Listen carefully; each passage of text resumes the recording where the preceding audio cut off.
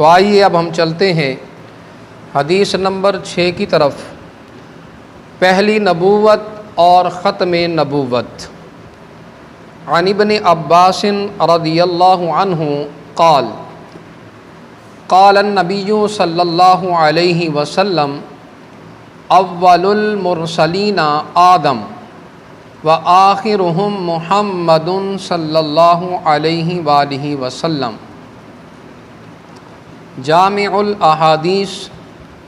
جلد نمبر ہے 3، صفحہ نمبر ہے 315۔ حضرت ابن عباس رضی اللہ تعالی عنہ روایت کرتے ہیں، قال النبی صلی اللہ علیہ وسلم اول المرسلین آدم، کہ حضور نبی مکرم شفیع معظم علیہ الصلاۃ والسلام نے ارشاد فرمایا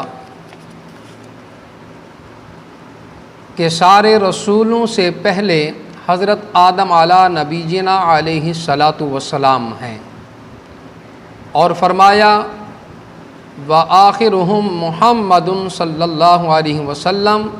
اور تمام رسولوں سے آخری رسول حضرت محمد مصطفیٰ صلی اللہ علیہ وسلم ہیں۔ عزیزان گرامی قدر، اس حدیث مبارکہ میں واضح طور پر ختم نبوت کی حتمی حیثیت کو بیان کر دیا گیا کہ آپ صلی اللہ علیہ وسلم کی جلوہ گری کے بعد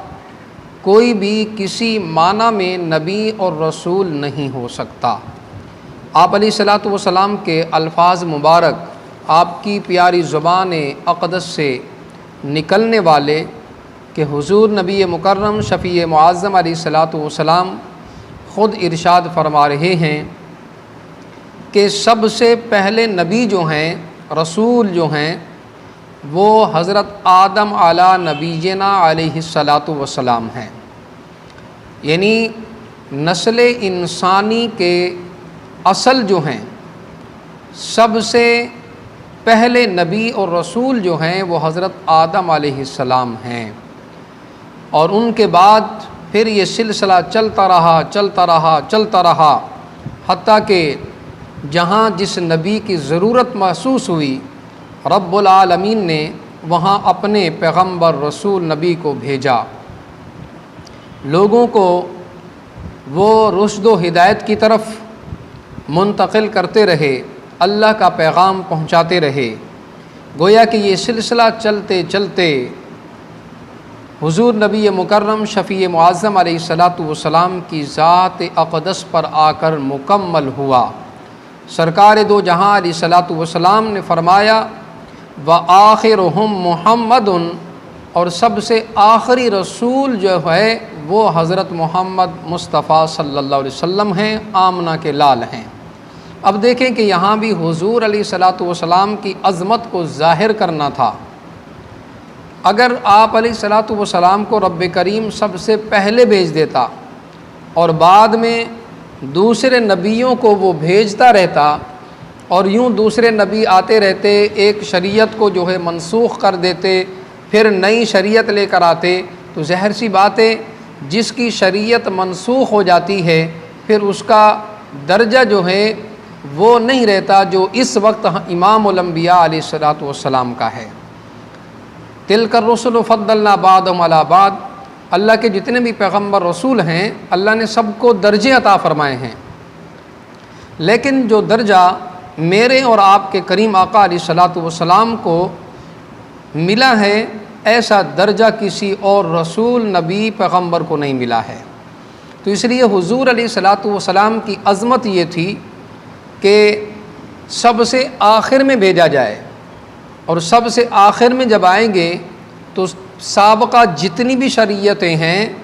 جتنے نبی آئے ہیں، وہ سب کے سب حضور علیہ الصلاۃ والسلام کی شریعت مقدس کے اندر جو ہے داخل ہوں گے۔ اس لیے نبی کریم علیہ الصلاۃ والسلام کو امام الانبیاء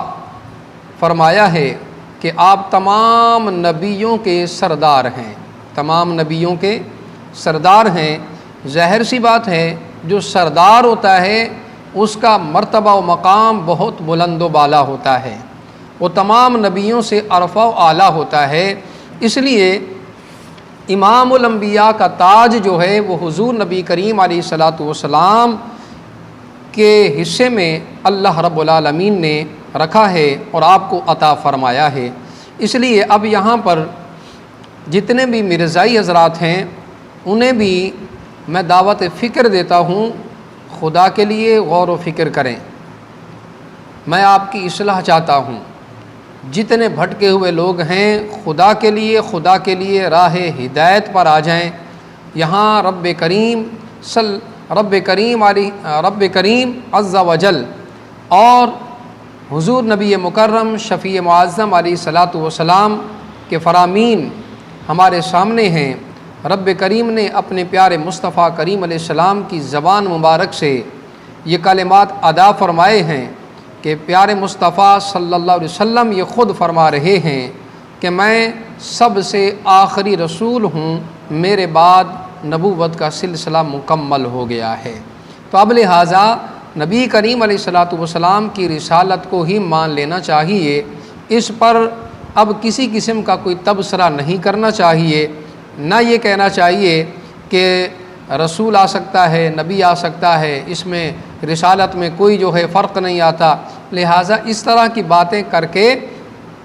اپنے ایمان سے ہاتھ دھو بیٹھیں گے اور گمراہی کے راستے پر چل پڑیں گے۔ ظاہر سی بات ہے، جو گمراہ ہوتا ہے وہ جہنم میں جاتا ہے۔ ہمارا مقصد یہی ہے کہ جہنم سے لوگوں کو بچایا جائے